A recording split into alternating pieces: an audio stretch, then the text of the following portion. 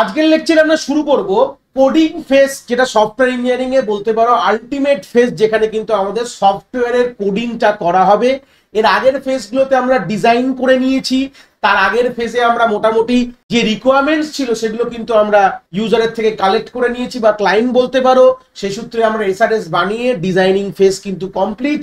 এবার আমরা কোডিং ফেজে চলে এসেছি, খুবই ছোট ফেজ বলতে পারো সফটওয়্যার ইঞ্জিনিয়ারিং এর মধ্যে, যেখানে আমরা কিছু তার নিয়মাবলী বলতে পারো বা রুলস অ্যান্ড রেগুলেশন বা গাইডলাইন্স কি কি ফলো করা উচিত কোডিং ফেজে, সেটা নিয়ে কিন্তু আমরা ডিসকাস করব আজকের লেকচারে। প্লাস এর পরের লেকচারেও আমরা দেখব কিছু গাইডলাইন্সই দেখব, যেটা থেকে তোমাদের ইউনিভার্সিটি পয়েন্ট অফ ভিউ থেকে প্রশ্ন কিন্তু তোমাদের আসবেই, ধরে রাখো। তো সেই সূত্রে যারা যারা এর আগের কনসেপ্টগুলোকে গ্রিপ আপ করোনি, ডাইরেক্ট এই ভিডিওতে জাম্প করেছো, আমি এই ভিডিওর আই বাটনে প্লেলিস্টের লিংক প্রোভাইড করে দেবো, তোমরা সিকোয়েন্সিয়ালি ব্যাপারগুলোকে তোমরা গ্রিপ আপ করতে পারো। তো চলে আসি কি বলছে আমাদের কোডিং ফেজে। প্রথম ডেফিনেশন ওয়াইজ গল্পতে ঢোকার আগে একটা কথা বলবো, যে যারা ডিজাইন ফেজ পার করেছো, একটা কথা বলেছিলাম যে আমরা ডিজাইন ফেজে কি করি, অ্যাজ আ ইনপুট আমরা প্রোভাইড করি কিন্তু এস আর এস কে প্রোভাইড করি, আর অ্যাজ আউটপুটে কিন্তু আমরা এসডিডি পাই। এগুলো অলরেডি আমরা বলেছিলাম। এসডিডি মানে হচ্ছে সফটওয়্যার ডিজাইন ডকুমেন্টেশন। যখনই আমাদের ডিজাইন ফেজ কমপ্লিট হয়ে যায়, তখনই কিন্তু আমাদের একটা ডিজাইনের ডকুমেন্টেশন আমরা হাতে পাই, যেই ডকুমেন্ট দেখে কিন্তু আমাদের কোডিং, যারা ফ্রেশার্স ইঞ্জিনিয়ার বা এক্সপিরিয়েন্স ইঞ্জিনিয়ার, যারা তোমরা মেনলি এই ভিডিওটা দেখছো, তোমরা কোনো ইউনিভার্সিটি বা কলেজ থেকে বিলং করছো, তোমরা পরবর্তীকালে কোনো আইটি কোম্পানি জয়েন করবে, তো তোমাদের আলটিমেট কাজটা কি হবে, এই জায়গার ক্ষেত্রে দাঁড়িয়ে তোমরা কিন্তু এই ডিজাইন ডকুমেন্ট দেখে তোমরা কিন্তু কোডিংটা করবে। এটা হচ্ছে অ্যাকচুয়াল গ্রিপ আপ। থিওরি যেটা লেখা আছে সেটা তোমরা পড়বোই, পড়ে পরীক্ষার জন্য প্রিপেয়ার করব, কিন্তু কনসেপ্টটা তোমাদের রোল কোথায় প্লে করছে, নট অনলি তোমরা যারা ইন্ডাস্ট্রিতে ঢুকেছো, মোটামুটি 3-4 বছর ধরে কাজ করছে, তারাও কিন্তু এই ফেজে দাঁড়িয়ে তাদের কিন্তু কোডিং এর কাজই করবে। এছাড়া আরেকটা ফেজ হয় যেটা কিনা টেস্টিং, হয় দুটো রকম কাজ হয়, নয় কোডিং করা আর না হলে টেস্টিং করা। তো এই ফেজেই কিন্তু একটা ফ্রেশার্স ইঞ্জিনিয়ারদের কিন্তু কোম্পানি কিন্তু হায়ার করে, বা মোটামুটি 2-3 বছর অন্য কোম্পানিতে কাজ করেছো, যাদের সুইচ যারা করছো কোম্পানি 5 বছর কাজ করার পর, তখনও তাদের কিন্তু এই দুটো ফেজেই নেওয়া হয়। একটা হচ্ছে কোডিং ফেজ বা আরেকটা বলতে পারো টেস্টিং ফেজে। আর যারা মোটামুটি অনেক বছর এক্সপিরিয়েন্স, যাদের ম্যানেজমেন্ট করা রয়েছে, তারা ম্যানেজিং লেভেলে হয়তো কোম্পানি তাদের নিতে পারে। তো যাই হোক, আইডিয়াটা মোটামুটি দিলাম যে কোথায় কি কাজ, কোথায় কি লাগছে। এবার আমরা বেসিক আইডিয়ার মধ্যে যে ডেফিনেশন ওয়াইজ যেগুলো লেখা আছে সেগুলো দেখবো আমরা। এটাই তোমাদের পরীক্ষায় লিখতে হবে। যদি কোডিং কাকে বলে বা ক্যারেক্টারিস্টিক অফ গুড কোডস কি হতে পারে, সেটাই কি তোমাদের যেটা লেখা রয়েছে স্ক্রিনে, তোমরা এগুলোকে পরীক্ষায় লিখে আসতে পারো। The coding phase in which we want to design or algorithm into actual code using the programming language. তাহলে আলটিমেটলি কি বুঝলাম, যে ফার্স্ট লাইন অফ ডেফিনেশনে একটা কথা বলে রেখেছে, যে ডিজাইনটা আমরা অলরেডি পেয়েছি, যে ডিজাইন ডকুমেন্টেশনটা, এখানে আমরা ইউজ কোনো অ্যালগরিদম করে আমরা অ্যাকচুয়াল কোড কিন্তু লিখবো। যে অ্যালগরিদমটা ডিজাইন বা অ্যালগরিদম যেটা আমরা অলরেডি পেয়ে গেছি, যেটা আমাদের আগের ফেজ থেকে, যেটাকে এসডিডি ফেজ বলা হচ্ছে, বা ডিজাইন ফেজ থেকে যে আউটপুটটা পেয়েছি, যেটা সফটওয়্যার ডেভেলপমেন্ট ডকুমেন্টেশন বলতে পারো বা ডিজাইন ডকুমেন্টেশন বলতে পারো। তো সেই ডকুমেন্ট দেখে দেখে আমরা কি করব, যার মধ্যে ডিজাইনটাও রয়েছে, অ্যালগরিদম ওখানে মেনশন করা রয়েছে, জাস্ট আমরা ওটাকে কোডিং দিয়ে কিন্তু কোডসে কিন্তু নির্দিষ্ট প্রোগ্রামিং ল্যাঙ্গুয়েজের কোডে কিন্তু আমরা ওটাকে কনভার্ট করে দেবো। This is a technical phase with few formal guidelines in software engineering, but good coding practice are still important.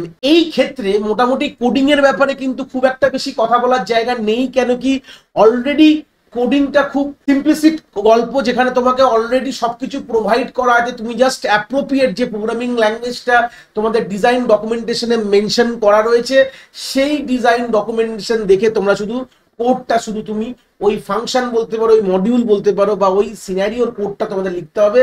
তো অবভিয়াসলি এখান থেকে খুব একটা কিছু প্যারামিটার ওয়াইজ কিছু কথা বলার জায়গা নেই, বাট কোড যখন করব তার কিছু ইম্পর্টেন্ট প্র্যাকটিসেস, যেটা আমরা পরবর্তীকালের লেকচারে দেখবো কি কি ইম্পর্টেন্ট জিনিস আমাদের মাথায় রেখে কোডিং করা দরকার, সেটা কিন্তু একটু মাথায় রাখা দরকার। এটাকে বলা হয় গুড প্রোগ্রামিং প্র্যাকটিস বলেও কিন্তু আমরা জানি। যেরকম তোমরা মোটামুটি জানো ভেরিয়েবলের নামগুলো ঠিকভাবে দাও, একটা সুন্দর ওরিয়েন্টেশন মেনটেন করো, মানে ট্যাব দিয়ে ব্র্যাকেটিং সুন্দর করে লেখো, যাতে তোমরা একটা কোডকে দেখে পরবর্তীকালে মানুষ বুঝতে পারে তোমরা কি করেছো।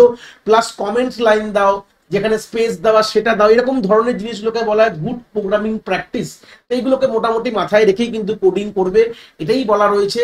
আর ক্যারেক্টারিস্টিক অফ গুড কোড প্রথমে কি লিখেছে, সিম্পলিসিটি অ্যান্ড ক্লিয়ারিটি। অবভিয়াসলি একটা যখন কোড লিখবে সেটা সিম্পল এবং ক্লিয়ার হওয়া দরকার।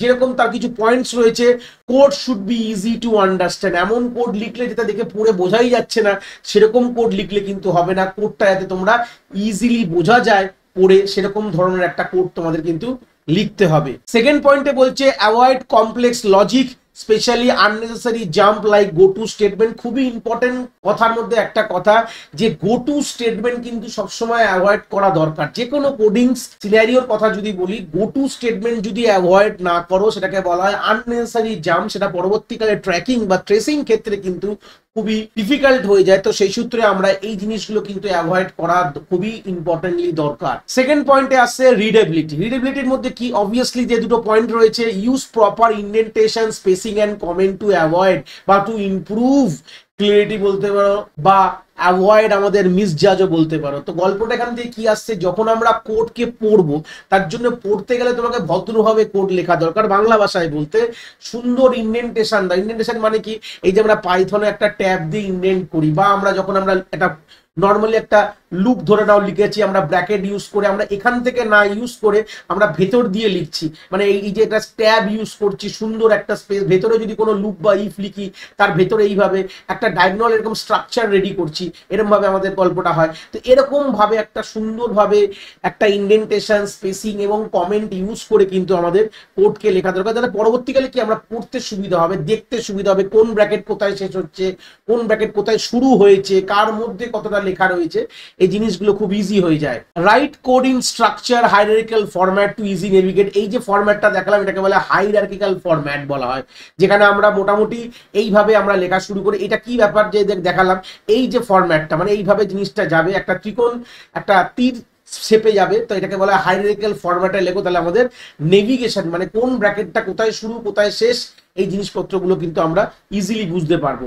রিইউজ মডিউলার ডিজাইন, মোটামুটি একটা কথা রয়েছেই, যেখানে আমরা মডিউলার অ্যাসপেক্ট কিন্তু অলরেডি দেখে এসেছি। ডিজাইন ফেজে যে আমাদের মডিউলসে ভাগ করছে, এবং কোডিং স্টাইলটা এইভাবে করা উচিত যেখানে আমাদের প্রিভিয়াস মডিউলস গুলোকে যাতে ইউজ করা যায়, রিইউজ অ্যাবিলিটি যাতে বাড়াতে হবে। এই হচ্ছে বেসিক গল্প। Right function or module that can reuse instead of rewriting the similar code. এমন ভাবে কোড লেখো যে একটা ফাংশন বানাও, সেই ফাংশনটা মাল্টিপল জায়গায় কল করে সে কাজটাকে করো, বারবার একই লাইন অফ কোড না লিখে। এটাকে ওয়ান কাইন্ড অফ আমাদের রিইউজেবিলিটি কিন্তু আমাদের অ্যাচিভ হচ্ছে এখান থেকে। Modular coding reduce redundancy and make maintenance easier. যদি আমরা মডিউলার স্ট্রাকচার ইউজ করি বা আমরা ফাংশন, মডিউলের আরেকটা নামও কিন্তু আমরা ফাংশন বলে চিনি, যেটা অলরেডি আমরা ডিজাইন ফেজে ডিসকাস করেই এসেছি। যদি এরকম ধরনের আমরা মডিউলার আর্কিটেকচার বা এরকম ফাংশন ওরিয়েন্টেড ভাবে আমরা যদি কোডিং করি, সেখানে আমরা অনেক কিছু দেখতে পাবো যে মেইনটেনেন্সের দিক থেকে আমাদের অনেক ইজি হয়ে যাবে, রিডান্ডেন্সি অনেকভাবে কমে যাবে, কেন কি আমরা একই জিনিসকে বারবার ইউজ করছি rather than writing the code at different point of time. মানে একই জিনিসকে বারবার লিখছি না, আমরা একবার লিখছি ওটাকে বারবার কল করছি। এখান থেকে আমাদের অনেক কিছু জিনিস কিন্তু ইজিলি আমরা কিন্তু ওখানে অ্যাচিভ করতে পারবো, এবং আমাদের ওটা কোয়ালিটিটাও কিন্তু ভালো হয়ে যাবে। এটাই বলতে পারো one kind of characteristic of good code. Code যখন লিখবে, কোডিং যখন করা উচিত, এটা নট অনলি এটা সফটওয়্যার ইঞ্জিনিয়ারিং ক্ষেত্রে, যে তোমরা ফার্স্ট ইয়ার থেকে কোডিং করছো সব জায়গায় বেসিক জায়গায় বলাই থাকে যে তোমরা এই জিনিস ব্যবহার করো, তাহলে তোমাদের কি হবে, কোডিং স্কিলটা তোমাদের এখান থেকে তৈরি হবে। কোডিং এর ব্যাপারে আলাদা কিছু এই ফেজে বলার কোনো ব্যাপার নেই, বাট আমরা যখন কোড করবো কিছু জিনিস মাথায় রেখে করবো, ভালো রকম কোড করার চেষ্টা করবো, ক্যারেক্টারিস্টিকটাতে ভালো হয়, এগুলোকে মাথায় রেখেই কিন্তু আমাদের চলতে হবে। Following this principle help to create efficient, maintainable and error free code. Obviously এই প্রিন্সিপাল গুলো মাথায় যদি রাখো, তাহলে আমরা এফিশিয়েন্ট, মেইনটেনেবল এবং এরর ফ্রি কিন্তু সফটওয়্যার পরবর্তীকালে তৈরি হবে। যত ভালো কোডিং করবে তত কম বাগস হবে, তত কম এরর আসবে, এফিশিয়েন্ট হবে, মেনটেন করা যাবে, তাহলে আমাদের কি হবে, একটা ভালো সফটওয়্যার কিন্তু তৈরি হবে। এই হচ্ছে বেসিক একটা লেম্যান আন্ডারস্ট্যান্ডিং দিলাম। কোডিং গল্পটা কি অলরেডি জানো, কোডিং কি আলাদা করে বলার কিছু ব্যাপার নেই। তোমরা ইঞ্জিনিয়ারিং পড়ছো, কম্পিউটার সায়েন্সের কোডিং এর আইডিয়া তোমাদের রয়েছে, কোডিং কাকে বলে। বাট এরকম ধরনের প্রশ্ন তোমাদের আসতে পারে যেখানে আমরা এই ক্যারেক্টারিস্টিক অফ গুড কোড কি হতে পারে সেরকম ধরনের 4-5 নম্বরের প্রশ্ন কিন্তু তোমরা ইউনিভার্সিটিতে পেতেই পারো। তো সেই সূত্রে এখান থেকে একটা আইডিয়া তোমাদের ক্লিয়ার হয়ে গেল কি লিখতে হবে পরীক্ষায়। একদম ডাইরেক্ট থিওরির গল্প, কি লিখতে হবে তার হেডিং গুলো তোমাদের মাথায় থাকলে তোমরা কিন্তু সুন্দরভাবে জিনিসটাকে লিখতে পারবে। আশা করি তোমরা এই কোডিং এর আইডিয়াটা এখান থেকে খুব ভালো করে বুঝতে পেরেছো।